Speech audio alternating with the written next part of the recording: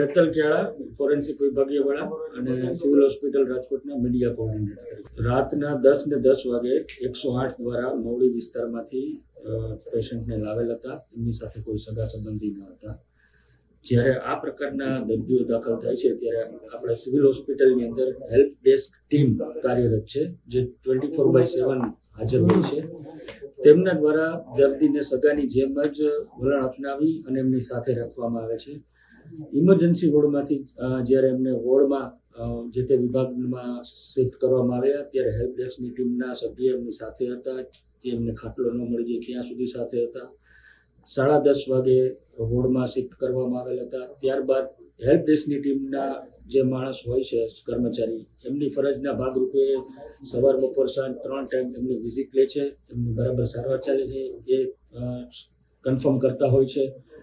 આ બાબતે જ્યારે સવારે 6 વાગે હેલ્પ ડેસ્કની ટીમના સભ્ય ત્યાં રાઉન્ડ લેવા ગયા ત્યારે પેશન્ટ મળેલ ન હતું. ત્યારબાદ તુરંત જ ખબર પડતા તે જે તે જગ્યાએ છે ત્યાંથી લઈ અને પાછું દાખલ કરવામાં આવેલ હતું. પીએમની આજુબાજુ સ્ટેચર ઉપર કે જ્યાંથી મળે આવેલું હતું, ઇન્ફોર્મેશન મળેલી એ બાબતે. પરંતુ જ્યારે આ વસ્તુની તંત્રને જાણ થતાં તુરંત જ આ બાબતના સીસીટીવી ફૂટેજ ચેક કરવામાં આવેલા છે. તબીબી અધિક્ષક શ્રી દ્વારા તુરંત આની તપાસ કમિટી બનાવવામાં આવેલી છે. અત્યંત ગંભીર બાબત કહેવાય. જરાક પણ આને સહન ન કરી શકાય, જરાક પણ ચલાવી ના શકાય તે બાબતની બાબત કહેવાય.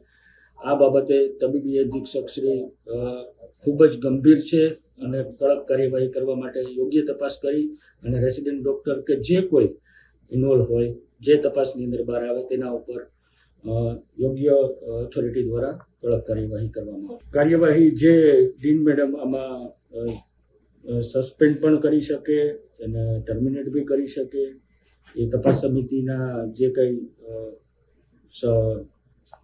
સજેશન હશે એ પ્રમાણે યોગ્ય ઓથોરિટી. આના માટે દિવસો કરતાં હું તો એવું માનું છું કે ત્વરિત કાર્યવાહી કરવામાં આવશે.